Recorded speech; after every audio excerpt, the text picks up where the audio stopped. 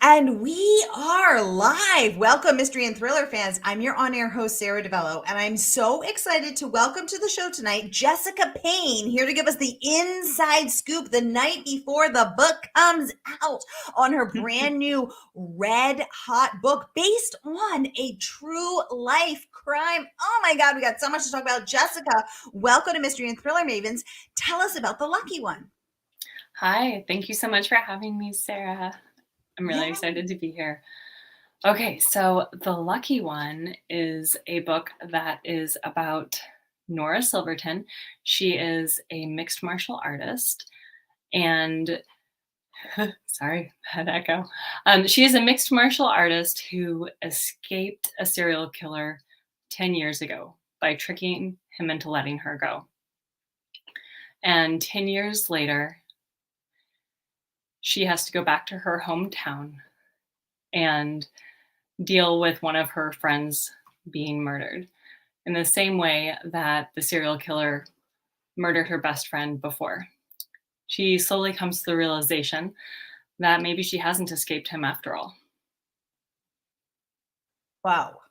We are here for the scoop, here for the skinny, and I can't wait to get into every single delicious detail. But first, I just want to welcome everyone. So, we are broadcasting live to 7 destinations tonight. So exciting. So, no matter where you're watching from, you're in the right place. This is the right time. If you've been here before, you know the drill. And if you're new, here's the drill. Every Monday for hashtag Mystery Monday, because Mondays can be murder. I give you my hand-picked featured authors, and you get to ask them anything. So ask Jessica about this real life true crime. Ask her why MMA, her writing process, her hero. So much to get into. And I see the comments are already coming in. So let's dive right in. Let's do it. Leslie joining us from Canada, giving us her signature Canadian hello. Leslie, welcome to the conversation. We have a mystery user saying, sneaking in for a few minutes. Absolutely loved your book, Jessica. Oh, she's revealing her identity. She is Christine. Hey, Christine. Good to Hi, see you. Christine. Thank you. Yay! We have Catch a Clue, aka Wendy, saying, hi, Sarah and Jessica. So happy to be here. Wendy, always a pleasure to see your name pop up and your little kitty cat that Karen Slaughter gave you that special compliment about your adorable kitty. Welcome back. So good to have you. Oh, we have Caffeine Reed Repeat in the audience. Hey, Canadian Courtney, good to have you here. She says, so lovely to see you both. Jessica, I'm so happy to see you on here. This was your best yet. Courtney reviews a lot of books. Courtney, tell us why you think it is Jessica's best yet. Jessica, do you agree? Is this your best yet? Well, it's funny. I feel like it is in some ways so different than my first book, Make Me Disappear. So it's kind of hard for me to tell. I was very curious how this would be received, but overall, it seems like people do love it, which is wonderful. Yay. I know it's so hard for authors to pick a favorite book because it's like picking a favorite child, but I feel like parents do have a favorite child. Is this it? Is this your favorite child? So far, but I have some more fun, twisty books coming up, so we'll see. Ooh, can't wait to hear more about that. And we have Texas Courtney joining us. She said she loved this book. So much anticipation up until the very end. Texas, US Courtney, thank you for identifying yourself. Thanks for joining the conversation. So good to have you. We have another mystery user saying hi, hey, and welcome. Anissa Joy joining us live from South Carolina saying, hello, ladies. Hey, Anissa, always great to see you pop up, ma'am. Julie, welcome to the conversation saying, I have crazy love for this book. Julie, tell us why you have crazy love for this book. She wants to know, Jessica, did you know how the book would end from the beginning? Great question. Well, Julie, thank you so much. I really appreciate that.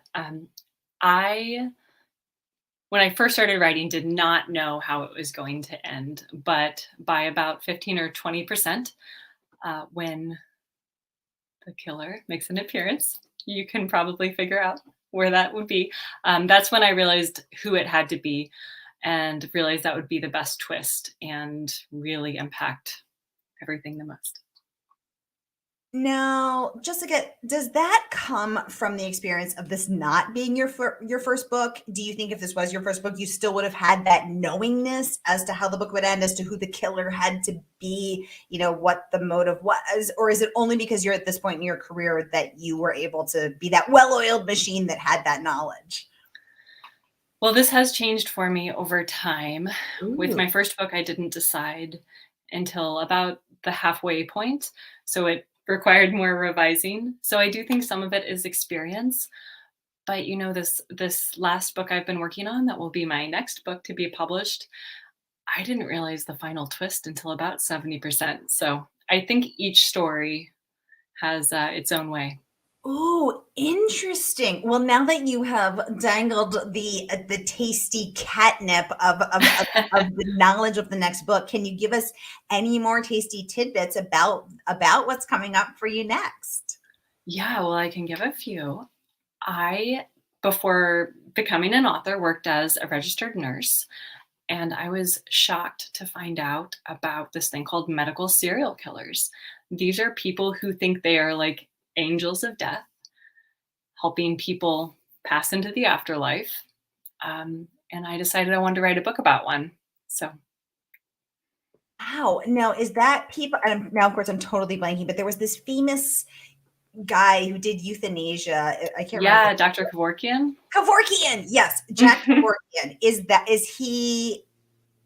what you're talking about? Or you're talking about an actual serial killer? I'm talking about actual serial killers, although there's a thing called physician assisted suicide, and that also comes into play in this book. Because it seems like maybe there is room for that without being a serial killer. Like if someone has a terminal illness and they want to end things on their own it seems like maybe that's something else. Yes, absolutely. But Okay. there's definitely a thin line that my book explores. Ooh, we're here for the thin line. Wendy saying that adorable kitty is her Maddie. Oh my God, she's so Oh, cute. I love cats. that is Uh, an adorable cat. Mom's Writer Club in the house. First of all, I love your profile. A good old fashioned typewriter. I am old enough that I Hi, learned friend. to type on a typewriter. So this is my love language right here. She says, "Hi Jess, always fun to see Jess chat with a Sara, no H. Yay! I'm loving this. This is one of my best friends, Sara, who is also one of my critique partners. Yay! Okay, so now, well, speaking of critique partners, so what's your process like? Let's get into it. How long did it take you to write this book, first of all? Sure. I typically write pretty fast. It takes about 2 to 3 months to write a rough draft. And then I spend about that long revising. And then I have several fantastic critique partners who read through it for me when I'm ready and give me feedback. And someone once called it the dream team, and I kind of laughed, but it's also true. So it's wonderful having fantastic writers around me who support me. But my writing process, I typically kind of get an idea or I have a character in mind, and I kind of run with it and explore who that person is and what they want. And usually a plot comes out of that. And then I have to come up with some good twists and turns. Ooh, okay. So you write the draft in 2 to 3 months, hashtag fast writer, hashtag speed writer, and then you share it with your critique partners, one of whom you have in the audience.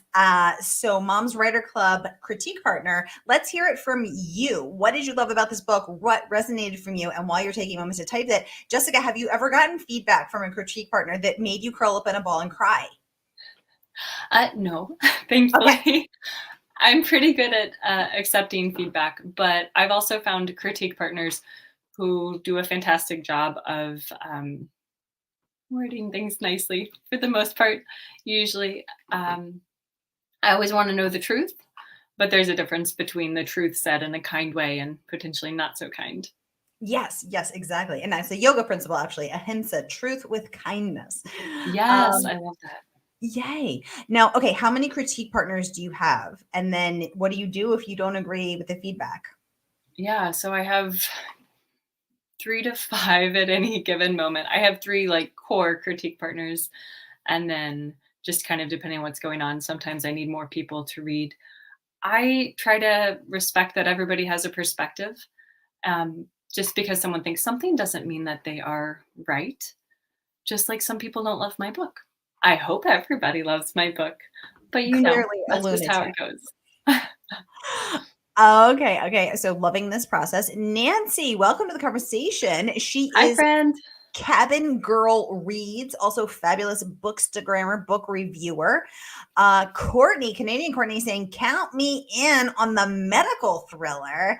Thank you, Jessica, Courtney. yay! Courtney writes super fun, super funny, fabulous reviews as well. Patricia, welcome to the conversation. She's saying, "I loved how you left breadcrumbs for us to find the killer."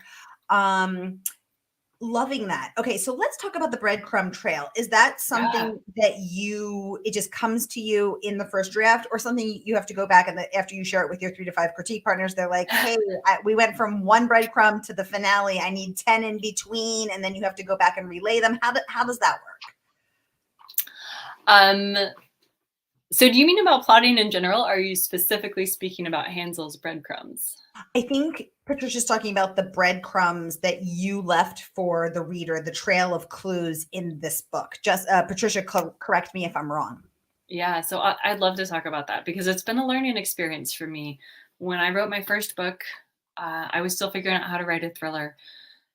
Now I definitely think some of it comes during the rough draft, and some of it is looking back and realizing, how can I make this twistier? How can I leave another clue for the reader to start to wonder if this is the killer or if it's a red Mm, herring?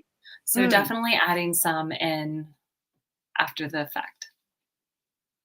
And one thing that I'm wrestling with, and I bet a lot of us are, is you don't want to give it away on page 2, but you also don't want to feel withholding because readers really hate that. How do you Yeah. find, is that a balance that you find through your critique partners, or it just is, sort of an intuitive sense you have at this point, or is there a formula? What's the secret? I think you figure this out by screwing up at first. My first couple of books, I got the feedback that I was holding back too much from my lovely critique partners. And I had to kind of learn to find a balance. I am certainly not perfect with those rough drafts, even now, but I am getting better. I'm getting this sense. I also find that after I finish my rough draft, if I give myself a couple weeks and then come back and read it fresh, that I can usually get a solid sense of if it's working or not, or if it's too much or not enough.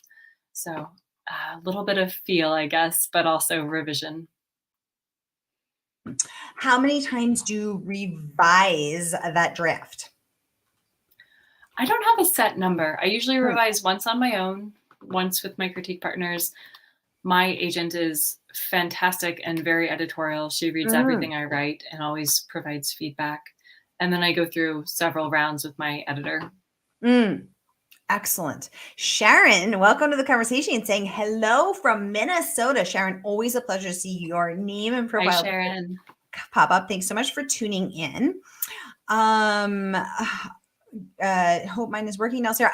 So if you're in a private Facebook group, you can enable privacy settings right in the description above. You can click over to StreamYard and click enable. Sometimes it doesn't work because Facebook is real strict with the privacy. Or you can click over to Murder by the Book or my author page, Sara DiVello, and it is live there. Courtney, Canadian Courtney saying, oops, I'm frozen there for a second. Canadian Courtney saying this book had everything that you want, thriller and suspense aspect, but I also love the drama, the kick fluffy butt of the main character, and of course the adventure and the mystery. Jessica, you always know how to throw us off kilter. High Well, thank you, praise Courtney. from Caffeine Read Repeat. Courtney, thank you so much. Maria from Texas, welcome to the conversation. She says she is really excited to read this one. Maria, we're so excited to have you. Thanks for tuning in. Let us know if you have any questions. Julie saying that she loved the characters and she thought the writing was exquisite. High Thank you, praise Julie. there, Julie. Christine saying this was her very first book by you, and she will definitely be reading your last one and Oh, more. thank Uh, you, Christine. Yay. I love that, Christine. I love what I love about this series is connecting readers to their favorite authors and introducing you to your next favorite author. So this is so cool. Patricia, okay, we talked about the breadcrumbs. Patricia, thank you for that great question, which stirred up some really juicy content for us to chat about. I'm just making sure I didn't miss anybody's questions scrolling through here. Okay, Mom's Writers Club saying, I love the badass MMA hero. She is so strong and tough, but with this deep inner wound. Jess writes amazing action scenes. Okay, let's pause there. Jessica, what's the secret to writing a great action scene? Because action scenes are tough. Um, oh, that's a hard one. So Sara, my friend Sara, not you, actually at one point, I think she said that writing an action scene is a lot like writing a sex scene. You really have to understand the interplay between all the different characters. You have to understand that it's not just what's happening on the outside, but also on the inside, what that character is going through internally and what the impact of it is. It also helps having some experience in mixed martial arts. But yeah, you just have to work on it and revise like everything else. Ooh, cool. I really appreciated the comment someone left earlier about liking the characters. This was a book where I felt like I knew each and every character so deeply. Ooh. And they all felt like close friends. And I'm so glad that came across in the book. Yay. Do you think that you felt closer to your characters in this book, Jessica? And if so, what enabled that closeness that maybe wasn't quite as close in Make Me Disappear? So in Make Me Disappear, I felt pretty close to my two main characters. But in this book, The Lucky One, I felt very close to all of them. In some ways, they all had an element of someone I've really cared about, which was really fun. And one person told me it had like a hint of like a cozy vibe, which is funny because it's a thriller. So to like have that character depth, despite also being like pulse pounding and wondering what's going to happen next, and one twist to another, it was a really fun combination. That's really cool to hear, and to hear how this book was different for you. And I want to get into some of the other differences as well. But first, I want to make sure we're getting to everybody's question. And I also want to remind y'all, the book is not even out. This is a special pre-launch event. The book is not even out yet. The book is out this week, and you can pre-order your copy tonight. So here is the link. Click, click, click. Pre-order, pre-order, pre-order from our favorite woman-owned independent bookstore, Murder by the Book. And the good folks at the store will ship it out to you as the day that it drops, which is in 2 days. Very, very exciting. So there's the link for that. And I want to make sure I get through everybody's questions. Susan, welcome to the conversation. Hey, Susan, good to see you. She's a member of Mystery and Thriller Mavens private Facebook group. Everyone free and open to all. Be sure to join. Saying, ooh, I need to get this book. Susan, you sure do. So be sure to order it tonight and let us know what you think. Nancy saying, hi, friend. Hi, friend. Yay. Patricia saying, I was making a pun. We got your pun. We're picking up what you're putting down. Now I'm getting punny. But she said, but yes, the breadcrumbs that you left. Okay, cool. Good. I'm glad we got that right. Thank you, Patricia. Stephanie Cooper. She is at Fire Pit and Books on Instagram saying, I am so freaking excited for this. I loved both of your books, Jessica. So thank you, Steph.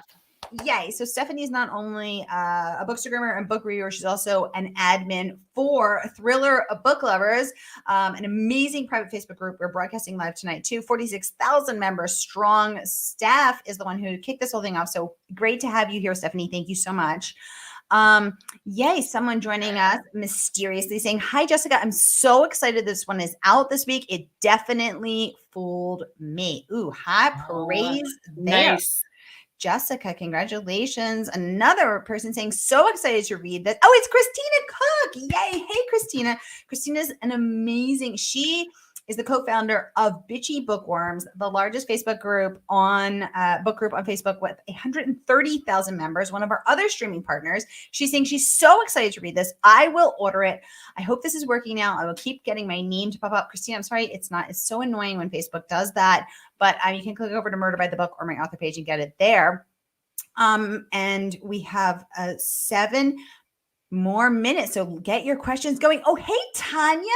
We have Tanya Cornish. She is Hi, Tanya.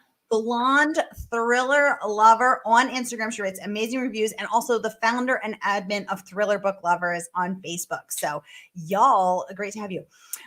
Mom's Writer Club says, Jess, when you create a character, what are the qualities that make you like, wow, I need to write her story? Well, that's a good question. And also kind of a hard one because every character is a little different. You're trying to stump you, and I know. I'm here for it. I'm not shocked. I'm trying to think of, so with Nora Silverton, the main character in this book, I knew that she had tricked a serial killer into letting her go, but partially based on the real case. I always imagined that person would be forever changed because you're not taken by a serial killer and then you go back to your normal life. And I wondered, who would that person become? And I thought she'd probably want to make sure that she could never be made a victim again. So for Nora, I knew that she was going to have a strong sense of needing to feel safe. And I just had this sense of who this person was, which kind of drove that first chapter, which led to the whole plot. Let's talk about this real life case. So first of all, how did you hear about it? You're just sitting there sipping your coffee, watching your kids frolic in a field, and you see it comes up as a news alert. I mean, what walk us through the moment you heard about this escape woman? So as you probably know, true crime podcasts have gotten very popular in the last several years. And it was 3 or 4 years ago. I believe it was My Favorite Murder. It could have also been Crime Junkies. I have not been able to find the podcast again since I first listened to it, unfortunately. But it told the story of a girl who was pulled into a serial killer's car and she was sure she was going to die. But over the course of the night, she made him feel like she actually cared about him and even loved him. And heck, she would stay with him, except she had to go home to take care of her sick father. So by the end of the night, like, she tricked this guy into letting her go. And I was always just so amazed by that case, by this woman who was like able to keep everything together well enough to trick a serial killer. And he had killed people before.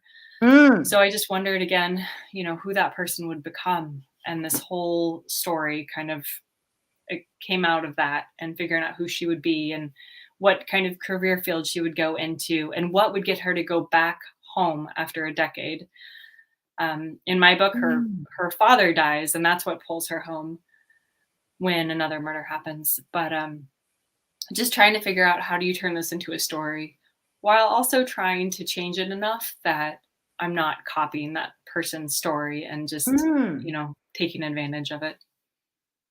Yeah, because I think it's, as a woman, I always have these thoughts, and as a true crime junkie, I have these thoughts of, how would I escape? If this happened, if I was carjacked, God forbid, or someone broke into the house, like, would I climb up? I always am trying to formulate an escape plan. Who can relate? And so the idea of, I get in the car, I look in the back seat, and I make sure that I can reach the door handles to, hurl myself out. So the idea of a woman who actually did get away is such a fascinating premise. I understand the lore and allure of wanting to write about that story.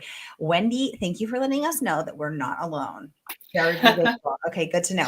Tanya, there you are. Okay, there, her name is popping up. Tanya is, of course, blonde thriller book lover. She does amazing reviews, and she's the one, here's her Instagram. She's the one who said that you fooled her. So my God, if you fooled blonde thriller lover, that ain't easy. That is a high bar to leap over. Yeah. Thank you, Tanya. Yay, that's amazing. And Tanya is the founder of the Thriller Book Lovers. Um, Patricia saying she loved how you showed the aftermath of trauma, especially from podcasts and books about the event. Let's talk about that because there's a lot of us true crime junkies. I am unapologetically one of them, murderinos, right? But Yeah. it's easy to get because I always want to get closure. Like I'm like, I will solve this. But we have to remember these are real people. Let's talk about that balance. I think it is a hard balance. Mm, I, in this book, tried to show how Nora felt taken advantage of and how people tried to profit off of her story, how mm, someone was trying to write a book off of it, how a podcaster was basically stalking her, trying to get her story. mm, And I did that kind of to show the dark side of it, while at the same time being someone who listens to these podcasts and reads these books. So trying to kind of just acknowledge that it can be problematic and that there mm, is a balance. I, however, think it's amazing the work that Crime Junkies has done to help solve unsolved crimes and the awareness they've raised. They have a saying, it's something like, be weird, be rude, stay alive. Yeah, there have been a couple times that I'm out with my daughter and I'm like, "Oh, I don't wanna be rude," and then I'm like, "Screw it, I'm gonna be rude because this is making me uncomfortable." And probably it was nothing, but what if it wasn't nothing? And I right, think that it's making in a perfect world, women would not have to be worried about these things, but the right. reality is it's still a problem. So, raising awareness and, helping people take care of themselves. I love that.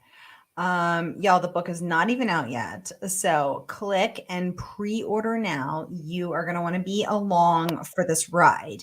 Patricia saying, yes, it was a perfect balance. Patricia, so glad to know that it resonated with you. Someone saying the yay, I just pre-ordered it. Thank you Oh, so thank much. you. That's amazing. Yay. Um, Tanya saying, so exciting. Tanya, thanks so much for being here with us tonight. And I let people submit questions in advance. So I want to be sure to get to this one submitted by Books by the Bottle. She said she wants to know, Jessica, MMA played a big role in the book. What is the skinny on that? And I'd like to add, are you a secret ninja? So I grew up doing martial arts and having a lot of respect for martial arts. It is truly an art beyond being, a sport. Mm, And knowing that Nora wanted to learn to take care of herself, I had to kind of figure out, well, how does she do that? And I did mm, not personally do MMA. I did various forms of martial arts, but that's kind of what's more popular right now. And mm, also what actually allows you to like truly learn to actively defend yourself, and you're actually doing a lot of sparring versus practicing kata or mm. something like that. So it was really fun to bring that in. It did require some research because I had not actually done MMA, but a lot of it was kind of learning how a professional athlete lives their life, and I'm a runner. So that was a lot of fun to kind of get to dive into. Excellent. Well, here is Books by the Bottles review of the book. Oops, I clicked the wrong thing. Here is the link to Books by the Bottles review. So everyone click over, check her out. Thank you so much for submitting your question in advance. Someone else saying, I can't wait to get my physical copy. Yay. And Thank Jessica, you. you actually have a very special offer for everyone watching tonight for this pre-launch event. Tell us what that is. Yes. So if you are ordering a paperback and within the United States, I have book plates for you. Of course, I don't have one Ooh. right beside me, What she's trying but to say it's basically, mysterious. yes, exactly. But I will personalize it and sign it for you and put it in the mail to you. Just find me over on Instagram or Twitter and just send me a receipt that you bought the paperback and send me your mailing address, and I will get it sent off to you. Yay. So anyone who buys the copy tonight from Murder by the Book, pre-order it. Here again is the link. Pre-order it tonight. and then DM Jessica or myself, either way, a copy of the receipt, and Jessica will sign that for you, personalize it, maybe write you a secret message. We don't know. Could get kind of crazy, kind of cool. So very cool opportunity to be able to get a signed, personalized extra level there. Signed is one level of cool, and then personalized is like gold plated cool. So Jessica, thank you so much for offering to do that. So once again, here is the pre-order link. Yay, Steph is saying she pre-ordered it. Steph, thank you so much. That's amazing. And anyone else who pre-orders tonight, DM Jessica or me your receipt from Murder by the Book, and we will get you that very special personalized receipt. Jessica, thank you so much for joining us tonight to give us the insights. Thank you for having me. On the lucky one. And when the upcoming medical thriller comes out next year, I'm assuming, please come back and chat with us again and give us the scoop for that. I would love to. Thank you so much for having me on. And thank you everyone who has joined us tonight. Yay. Thank y'all. All right. I'll be back at the top of the hour with Yasmin Ango here to give us the inside scoop on They Come at Night. Grab some popcorn, grab a drink, and I will see you then.